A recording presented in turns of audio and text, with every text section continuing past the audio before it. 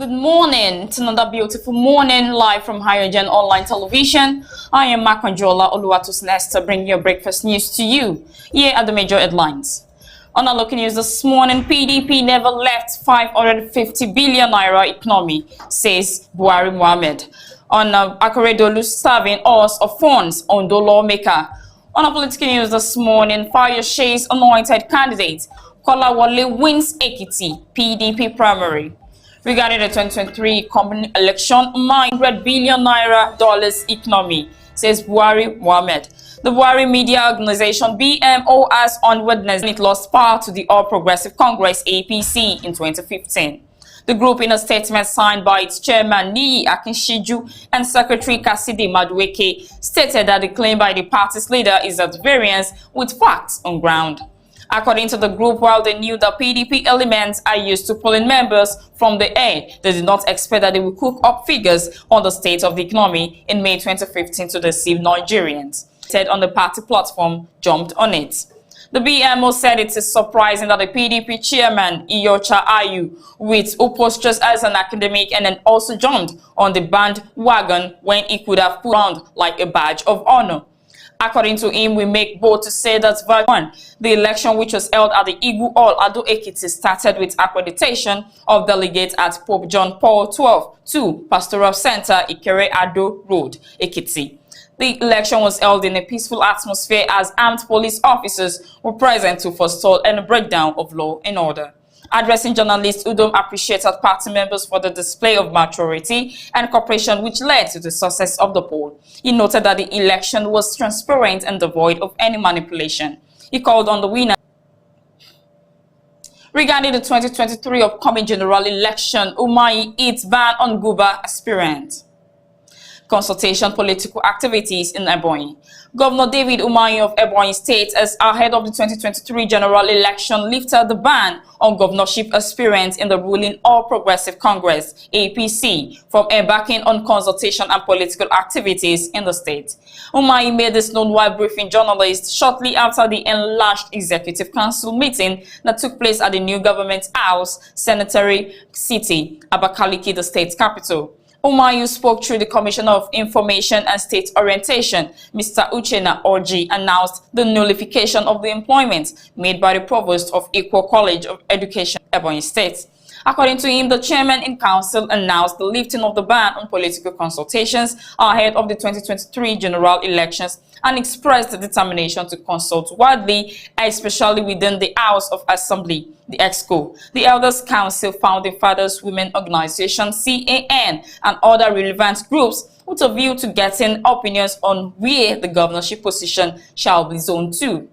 For the governorship seat, he made it clear that Ebonyi South, having benefited from the principle of zoning, shall not be allowed to contest, as his administration's support shall be for Abakaliki block. ESCO noted that the intention of the chairman of council and kick-started the debate on where the governorship seat will be zoned between North and Ministry of Finance, $60 million from the African Development Bank and 20 million euros from Agence Française de Développement, and about 20 billion naira recycled capital from sales of completed property to execute the social housing program for last year.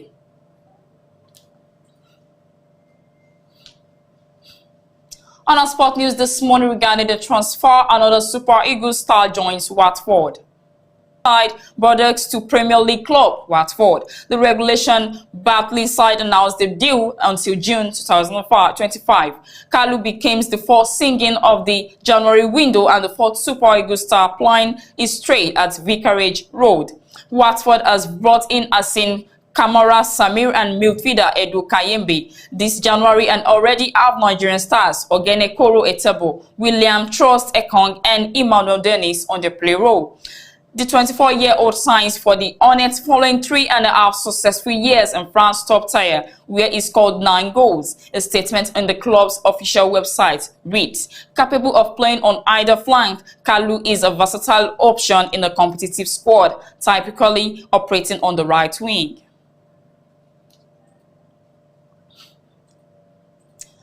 On Live News this morning regarding the COVID-19 vaccination, Ogun targets 400,000 youths to get vaccinated. The Ogun State government has announced a plan to vaccinate 400,000 youths against the COVID-19 virus. This is part of its mass vaccination campaign through the state's Primary Health Care Development Board. There are institutions in the state tagged Operation Campus Storm.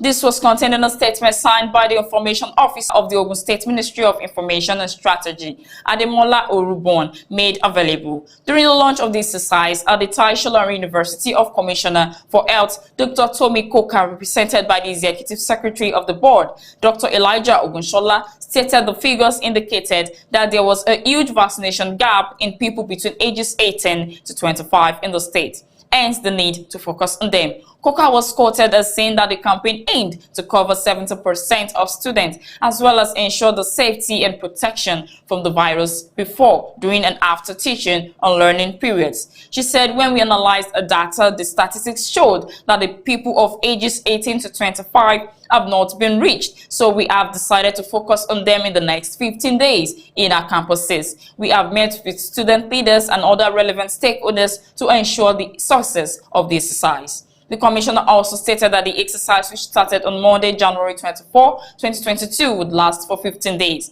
and would be extended to people outside tertiary institutions, including youth in communities, artisans, transporters, amongst others. Urging residents to come out and get en masse. Foreign news this morning, UN, United Nations chief calls on Taliban to uphold women's rights.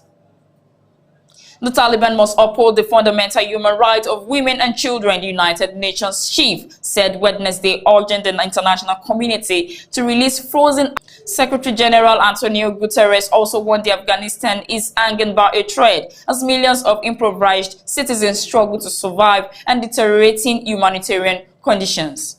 We urge the Taliban to seize this moment and garner international trust and goodwill by recognizing and upholding the basic human rights that belong to every girl and woman. Guterres told a UN Security Social Council meeting he expressed concern about recent reports of arrests and abductions of women activists, saying, "I strongly appeal for their release." At the same time, he added, "I appeal to the international community to step up support for the people of Afghanistan, including by releasing aid funds in Washington that remain frozen by the World Bank and the U.S. government, or purchase food." China's UN Ambassador Zhang Zhu mentioned the case of one woman who sold her 2 daughters and a kidney to feed a family. "This is a human tragedy," he said, implicitly urging Washington to lift on unilateral sanctions and ease the freeze on Afghan assets. United Nations continues to call for a relaxation of the sanctions, which squeeze the economy and prevent the full delivery of essential services. UN envoy to Afghanistan Deborah Lyons told the council via video link.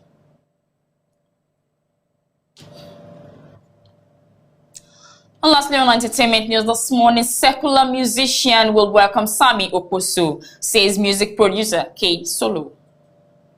Music producer K Solo has stated that secular musicians will welcome Sammy Okposo if Christians reject him from their fold. K Solo, whose real name is Solomon Oyeniyi, berated Christians on his Twitter page for blasting Sammy Okposo for his recent confession and public apology over his cheating scandal. Regardless, more single women building an empire to accommodate more broken homes, sad as Una Wonkila Mabi. Sammy Okposo's secular musicians are waiting for you if the gospel circle doesn't want you again. K Solo is a well-known brand in the music industry. He has been a music producer and studio engineer for almost 2 decades. He has produced award-winning for Paul Play, Dairo, Timaya, Banky W, Clever J, the late Kefi, amongst others.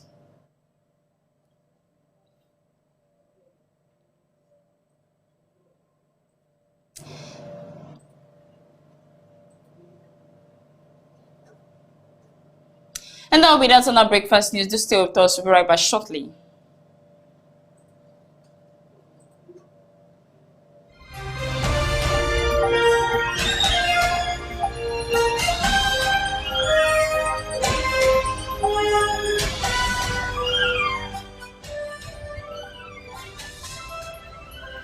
Welcome back. We're still on a breakfast news live from AYOGEN online television. Now, local news this morning, PDP never left $500 billion economy, says the BMO. Akoredolu starving us of funds, says the Ondo lawmaker.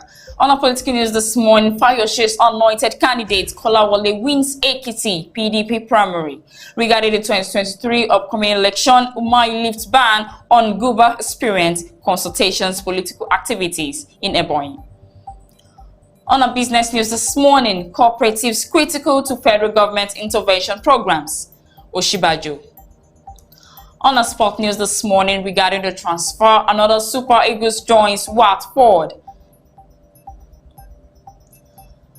On health news this morning, COVID-19 vaccination, Ogun targets 400,000 youths to get vaccinated. On our foreign news this morning, United Nations UN chief calls on Taliban to uphold women's rights. And lastly, on entertainment news this morning, secular musicians will welcome Sami Okposo, says music producer K Solo.